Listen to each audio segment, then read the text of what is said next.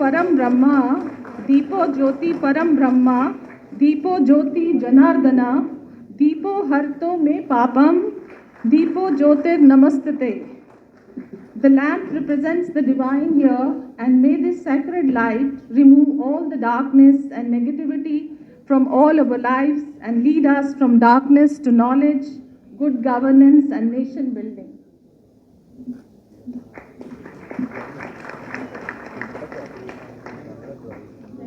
Secretary Andhra Pradesh. बड़ी खबर, जम्मू में सुशासन का नया अध्याय, नेशनल गवर्नेंस कॉन्फ्रेंस के जरिए विकसित भारत की तैयारी। जम्मू से एक महत्वपूर्ण समाचार मिल रहा है, जहां शासन की कार्य प्रणाली को नई दिशा देने के लिए राष्ट्रीय स्तर का मंथन शुरू हो गया है। प्रधानमंत्री कार्यालय पीएमओ में राज्य मंत्री डॉक्टर जितेंद्र सिंह ने आज जम्मू में नेशनल गवर्नेंस कॉन्फ्रेंस का उद्घाटन किया। ये सम्मेलन केवल एक चर्चा का मंच नहीं, बल्कि 2047 तक भारत को विकसित राष्ट्र बनाने की दिशा में एक बड़ा कदम माना जा रहा है। मुख्य समाचार 1, जिला प्रशासन पर विशेष जोर। डॉक्टर जितेंद्र सिंह ने अपने संबोधन में स्पष्ट किया कि केंद्र सरकार का मुख्य ध्यान जिला स्तरीय शासन, डिस्ट्रिक्ट लेवल गवर्नेंस को मजबूत करने पर है। उन्होंने कहा कि किसी भी सुधार की सफलता इस बात पर निर्भर करती है कि वो देश के आखिरी जिले और आखिरी नागरिक तक कितनी सटीकता से पहुंचता है। 2, नागरिक केंद्रित सुधार, सिटीजन सेंट्रिक रिफॉर्म्स। मंत्री महोदय ने न्यूनतम सरकार अधिकतम शासन के सिद्धांत को दोहराते हुए कहा कि भविष्य का भारत होलिस्टिक, समग्र और कोलैबोरेटिव सहयोगी मॉडल पर आधारित होगा। उन्होंने प्रशासनिक अधिकारियों को ऐसे सुधार लागू करने के निर्देश दिए जो जनता के जीवन को सुगम, ईज ऑफ लिविंग बनाए। 3, विकसित भारत का विजन। सम्मेलन के दौरान विकसित भारत के विजन को रेखांकित करते हुए डॉक्टर सिंह ने कहा कि तकनीकी नवाचार और डेटा संचालित शासन के माध्यम से हम विकास की गति को कई गुना बढ़ा सकते हैं।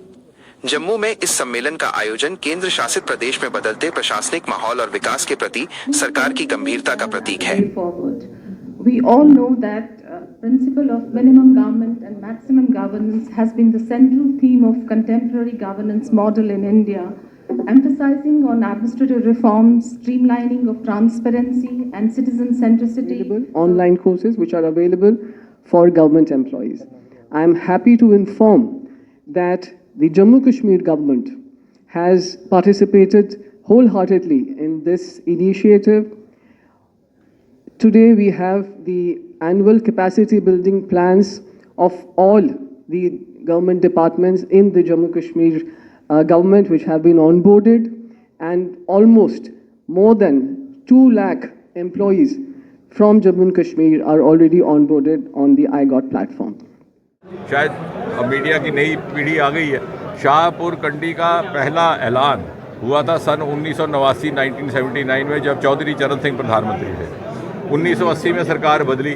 1982 में प्रधानमंत्री तत्कालीन श्रीमती इंदिरा गांधी जी ने उसका शिलान्यास किया और ये घोषणा हुई कि 6 साल में मुकम्मल हो जाएगा।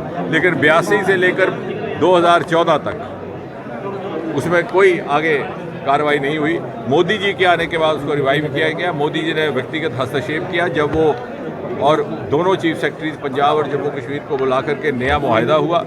दिसंबर 2018 में मंत्रिमंडल, केंद्रीय मंत्रिमंडल ने मोदी जी की अध्यक्षता में बैठक करके उसको पारित किया और फरवरी के महीने में, आपको याद होगा सन 2019 की इलेक्शन से पहले 2-3 महीने पहले फरवरी महीने में यहाँ जो एम्स का मैदान है, तभी अभी कंस्ट्रक्शन नहीं हुई थी, यहाँ उनकी जनसभा हुई थी। वहाँ मोदी जी ने इसकी घोषणा की थी कि हमने इसको रिवाइव किया। हमारे हिस्से में 3 दरिया आए थे, रावी, ब्यास और सतलुज। हमसे सबसे बड़ा दरिया रावी था, लेकिन तत्कालीन सरकारें यूपीए, उनकी बेदर्दी देखिए,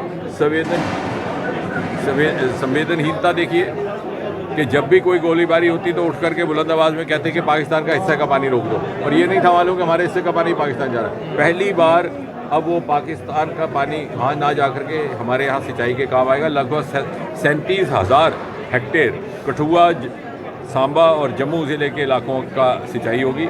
साथ ही साथ कुछ ही समय में उज मल्टीपर्पज़ भी रिवाइव हो रहा है। उज मल्टीपर्पज़ 100 साल पहले प्लान किया गया था, जब महाराजा का समय था, लेकिन किसी ना किसी कारण आगे नहीं बढ़ पाया। कभी उसके बजट की दिक्कत।